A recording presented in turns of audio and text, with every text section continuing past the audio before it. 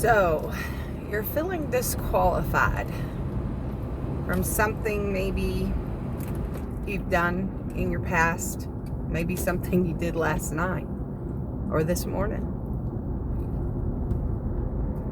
Don't be discouraged. I remember the night that God called me and told me that I was going to teach. And I just couldn't believe he was saying that about me. I was like, Lord, who's going to want to listen to me?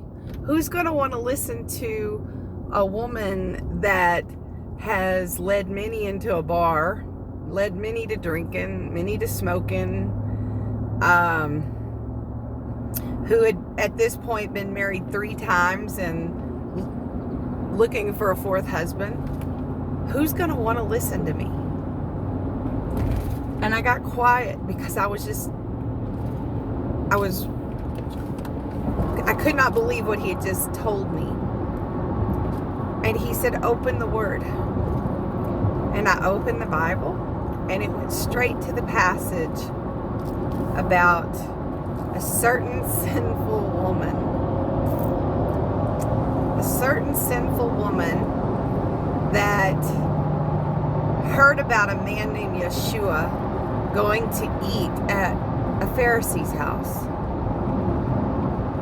And when she hears about this, she goes and gets this flask of oil, this fragrant oil. Guys, this was back then. This was thousands of dollars of oil back then.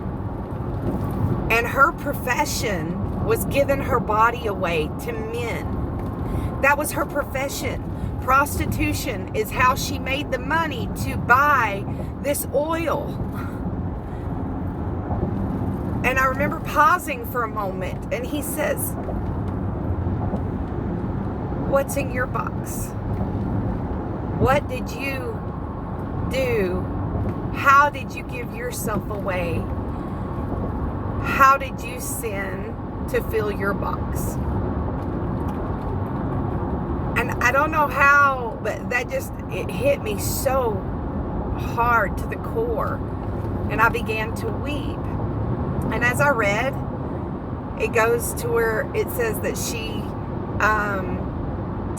was weeping so bitterly and so much that she was able to wash Yeshua's feet. It was customary to wash one another's feet when you would enter a home because, think about it. If you've ever worn flip-flops for a long period of time, you know your feet kind of crack and stuff. You need to take care of your feet. Well, this was when they were wearing sandals, and they walked on dirt roads. They didn't even drive from place to place. They walked on dirt roads, and that dirt would dry their feet. So it was customary. That was one of the reasons. There were other reasons, but that was customary for them to wash feet. They did not wash Yeshua's feet. They didn't offer to do so, but yet she washes his feet with her tears. And I'm like, Lord, I'll go to that in a minute. So I keep going, and she's drying his feet with her hair. It's interesting. I got to thinking about, as I was reading this story, this has happened to me twice. Once this night, this was the first time it ever happened, I started to spirit read. That is where you actually are there. You are seeing what's going on. I could see Yeshua's, right above the ankles to his feet, and I could see Mary, kissing his feet and just kissing his feet, laying her head on his feet and worshiping him and just crying and weeping.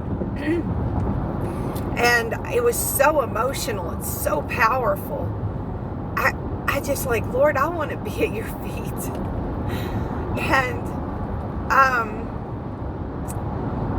anyway, I keep reading, and it talks about how Yeshua, God knows our thoughts. And Yeshua knew what they were thinking. It says that one of the Pharisees, was thinking and saying, if he only knew what kind of sinful woman this was, he wouldn't let her touch him. It like she's unclean, and he would not allow this if he only knew. And if he is who he says he is, he should know this, you know. Well, instead of directly correcting him, he says, "Hey, Simon, I got something to tell you." And Simon's like, "Well, yes, teacher, what? Teach me, what? And he says, there is this debtor, or there's a man that lends money, and he loaned 50 denarii to one person and 500 to another. And he says neither person had the money to repay. Neither one of them had money to repay with. So the one that loaned the money, the lender, looked at them both and forgave them both completely, fully, all of their debt. And he looked at Simon. He says, "Simon, which one of these men are going to love that lender the most?" And Simon says, "Well, I suppose the one that he forgave the most." And he says, "You have judged correctly." And Yeshua goes on to say, those that are forgiven the most will love the most. At that moment, I began to weep because I knew I had been forgiven of so much. I had so much baggage in my past, so much sin in my past, and I knew because I was forgiven that I would love more than others.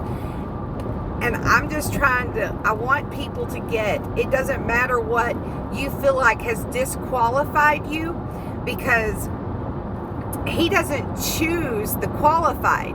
He qualifies the chosen. So when he chooses you, just say yes, Lord. Just say yes, Lord, and take that leap of faith. I don't know why I needed to talk about this one today, but God does. Maybe he's been calling you to teach. Maybe he's been calling you into ministry. Maybe he's been calling you to go to donate your time at a nursing home or a children's home. Maybe he just wants you to go show love to the homeless. I don't know what he's called you to do, but I know that if he's called you, he will equip you. He is amazing at this. You know, I tried, he said, turn the camera on today, and I'm like, again, Lord, I'm way out of my comfort zone, but I'm going to do this as a leap of faith, because every time I've done it, he's shown to be true and faithful, so I know he'll do it again. And anyway, I just wanted to share that with you. He showed me that he could use me. And also, those that have been forgiven much, they don't seem to judge. They don't judge. And that's what God needs. He needs people that don't judge, because he is the judge. All our job is to do is love and share him. And so, I guess in saying that, I will close this out. I love you. I speak blessings over you. And I will talk to you again soon. Bye.